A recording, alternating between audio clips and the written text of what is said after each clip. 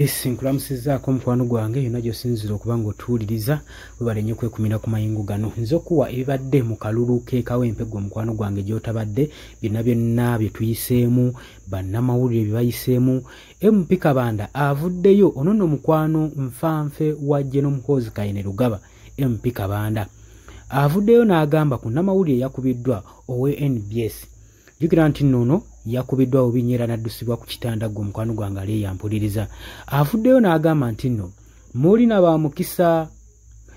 baamukisa kubanga intaneti bagireseeko. State tesobola kubanga ekuba abantu beewa layisinsi. State yeewa bannamawulire layisinsi. N'olw'ensonga eyo tesobola kugenda mu maaso kubanga ebakuba.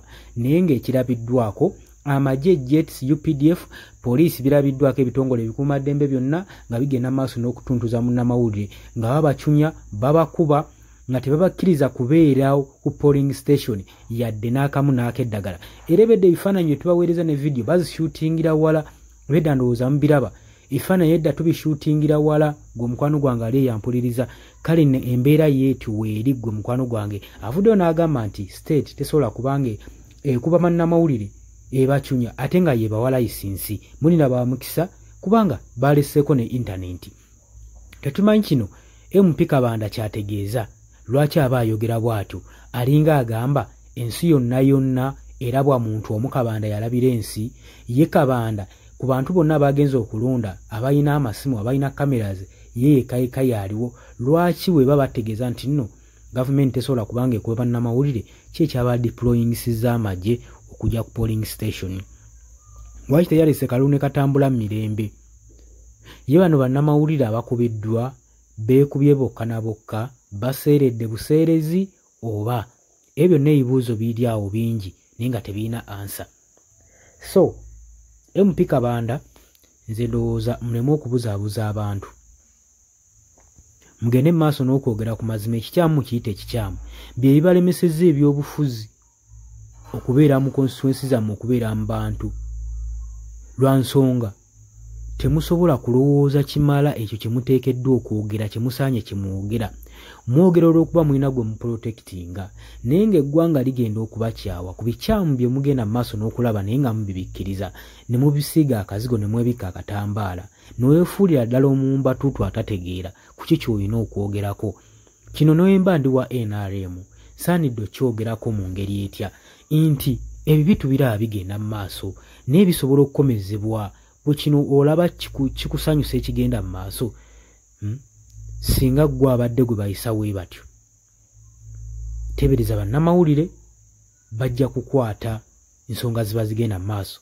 Kitegeeza ki? Bannamawulire tebaweereddwa protection mu kalulu kano era kibeera liikiriza nnyo naddala media houses eziweebwa layisinsi olw'ensonga nti tebaziwadde protection. Eddembe lya bannamawulire lyongedde maaso n'okuba nga likyowoolebwa era lirabiddwako ku by-elections zino. Era kino kikulaga ekifaananyi ekijja mu kalulu akaddako mu maaso 2026. Ate n'ekirala tugenda mu maaso n'okuwooninga ekitongole kino ekya Electoral Commission.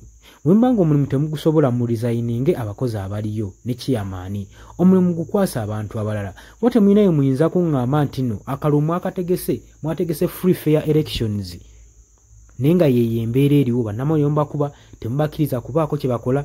Kati obululu tulabye obululu nga bukwatibwa box number wa jeti ng'agiyiwa. Tulabiddwako abantu nga bakubibwa emiggo egitenkanika mu kalulu abalonzi nga ki ekibatuusa ku mbeera eno. Gavumenti lwaki tevaayo neerangirira tekyagala byakulonda nti yafuuse monarchy efuge paka weenaakoowa. Ereme kubeera ng'ezanyira ku bulamu bw'abantu kubanga abantu bo bokyobakumaani nga kibakola. Mwabagambye bajje balonde bazze okulonda ate mubayiiridde abakubi b'emiggo mbayiiridde abantu bagenda bakwata basiba. Yes, oli ku Yugi Update TV kw'osinzira okuba ng'otuuliza gwe omukwano gwange yenna ali eyo. Gwe nagambye agala okweyunga ku channel eno kirira wansi waliwo ekigambo subscribe kikooneko okoonene mukadde. Temwerabirako na mukadde kubanga akadde ako mukwano gwange gakuyambako nnyo okuleetera notification message bwe waba nga waliwo information yonna gye tutaddeko. Ate buli wo subscribing obeera otufollowinze kitegeeza buli kimu kye tunaateekako ojja kuba ng'okifuna gwe omukwano gwange. Leka okeepingwe ng'oli updated ku buli kimu ekigenda mu maaso mu ggwanga gwali yampuliriza abali mu Qatar, Oman, Dubai, Saudi Arabia, abali e Dubai, abali mu US, abali mu UK, abali Canada, abali mu South Africa, namwe abali mu Rwanda, Kenya, Nalekani, Menyani, namwe abali mu Asia, matumiddeko nnyo mwe bali kwekumira ku Yugi Update TV mwe mbeezezaawo amayengo gano aga Yugi Update TV. Mikwano gyange sola beebaza kinnoomu wabula nsazeewo nkozese lino eddoboozi ery'ewamu nsobole okubeebaza mwebale kuyimirizaawo channel eno mwebale mwabajja naddala mwabajja mu comment section ne mukomentinga ne muteekako endowooza yammwe ne mutangaaza bannayuganda ku ki ekiteekeddwa ekituufu okukolebwa gwe okusinziira ku ndowooza yo. So muna batajjangako mu comment section mbakubiriza okujja mu comment section muteekeko ebirowoozo byammwe mutangaaze eggwanga ku biki byaba bagenze mu bukyamu ne bikolebwa mu bukyamu eri bannayuganda. Dani ku Airlines e Kenya nawe nkutumiddeko ennyo naye jjangu mu comment section oteese toteekako buteesi linnya lyo mujje mu comment section mwe abasharinga abalikinga namwe abasubscribinga mwe muyimirizaawo amayengo ga channel eno. Eyo ennamba y'essimu gye mbateereddaawo eya nooti 726 nooti emu 6794. Eyo ennamba ya WhatsApp eri mu kimyufu. Ye nnamba gy'ogenda oyita kuba gy'osobola okuyitako gwe mukwano gwange ayagala okulanga wamu naffe. Ngw'alina bizinensi yo ng'ogyagala tugikulangire nga wandyetaazo gikulangira. Eyo ennamba gy'oba oyitako ku WhatsApp osobole okuba nga naye bizinensi yo gikuba abantu tugikulangire gwe mukwano gwange ali eyo ampuliriza. Ne ngenda mu maaso n'okulabula abantu ku biki ebigenda mu maaso mu ggwanga naddala ng'akalulu kano aka 2026 katuukuse kengedde. Kati buli muntu alina kubeera vigilant, olina kubeera bulindaala oleme kutunda mwoyo gwo mukwano gwange. Waliwo abatunda emyoyo gyabwe olw'M1,1500 sukaali. Gwe beera ng'omanyi akaseera we kanaatuuka akakuba ballot paper, beera nga manyi omuntu ng'omanyi omuntu ogw'ogenda okuwa gw'ogenda ottiikinga gwe gw'olaba asobola okukulaakulanya ekitundu kyo constituency yo, gw'olaba agenda otwala eggwanga mu maaso. Bannange tusibwa nnyo akatambaala mu mutwe mu biseera nga bino.